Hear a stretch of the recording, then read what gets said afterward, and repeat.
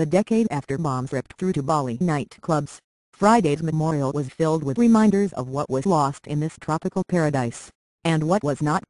Prayers fell as victims' names were read, but not far away, surfers paddled for world-class waves and vacationing shoppers lined busy sidewalks haggling for souvenirs.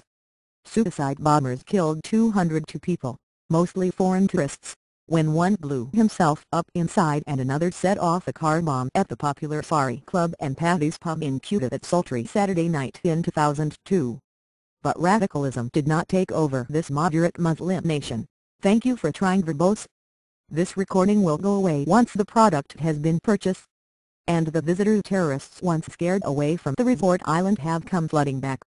Hotel rooms were hard to come by Friday, even as security alerts were raised to the highest level following a potential unspecific threat. There is peace in this island, and the knowledge that millions still come here for the same reasons you and your loved ones did, Australian Prime Minister Julia Gillard told victims' loved ones at a memorial service. And perhaps there is a grim reassurance in knowing that the terrorists did not achieve what they set out to do. They did. Thank you for trying verbose. This recording will go away once the product has been purchased. Not undermine Indonesian democracy, which has only grown stronger across the passage of a decade. Australia suffered more deaths in the attacks than any other country, with 88 of its citizens dead.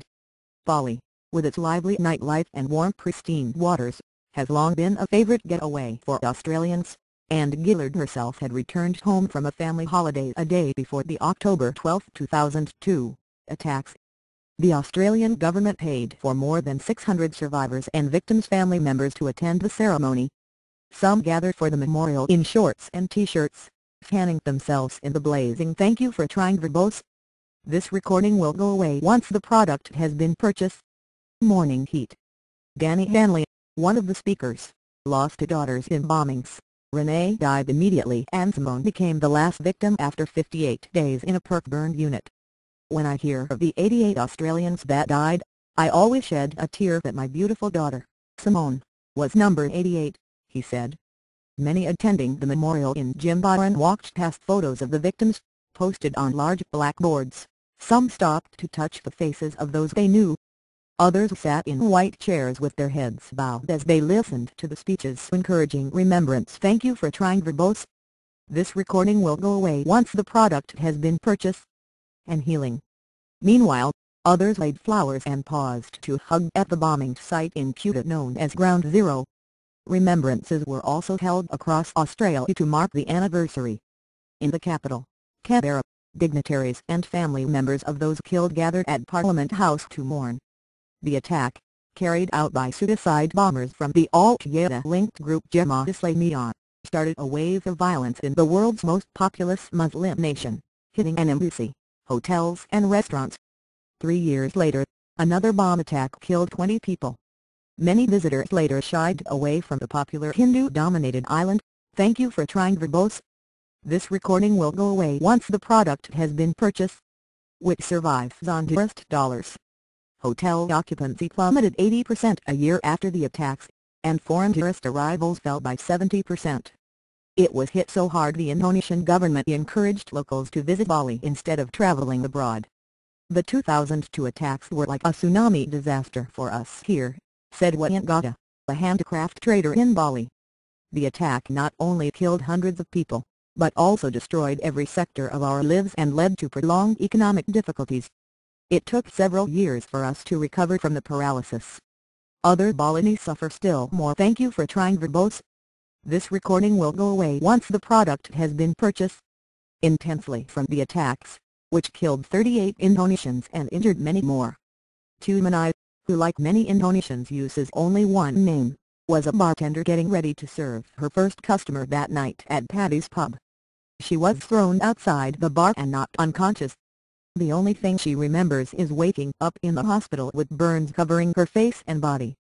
Today, the mother of 3 still struggles to understand why she survived when so many others died. She was forced to find lower-paying work and cannot afford the medical care she needs. I feel. Thank you for trying verbose. This recording will go away once the product has been purchased. My life is still miserable.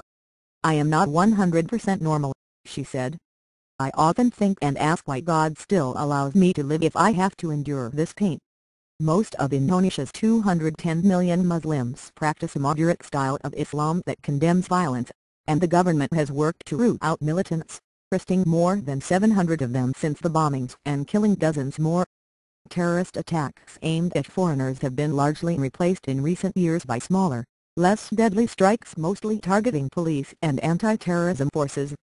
Instead of spreading the seeds of "thank you for trying verbose," this recording will go away once the product has been purchased. Hatred. That heinous attack has prompted governments and peoples of different backgrounds, of different nationalities and religions, to reach out to one another, said Indonesian Foreign Minister Martin Attalagawa. To stand united. Tourism, meanwhile, has bounced back. More than 1.8 million foreigners arrived in Bali prior to the attacks, and last year 2.7 million came to the island where Julia Roberts filmed part of the movie Eat, Pray, Love. It was a big thing for Australia because this is like our second home to come to. It was pretty devastating, but you know, it happens all over. Thank you for trying verbose. This recording will go away once the product has been purchased. The World, Mitch O'Brien said while enjoying the holiday in Bali. I'm not afraid to come here because it's a great place. Security was tight at Friday's memorial with more than 2,000 police and military deployed, including snipers. 2 days earlier, police said they had received information about a potential terrorist threat. Bali Deputy Police Chief Brig. General Kidit Untong Yogana said new intelligence indicates the threat may have weakened, but he added that security forces would remain vigilant and continue to closely monitor movement in and out of the island. Last month police arrested 10 Islamic "thank you for trying verbose." This recording will go away once the product has been purchased. Militants and seized a dozen homemade bombs from a group suspected of planning suicide attacks, but to Bali hotel operator GDY Irfa, that was in part a sign that the threat remains. Bali was very safe before the bombing, but now no one knows, he said. I, myself, still have fears that radical groups like Jemaah Islamiyah are still far from being defeated.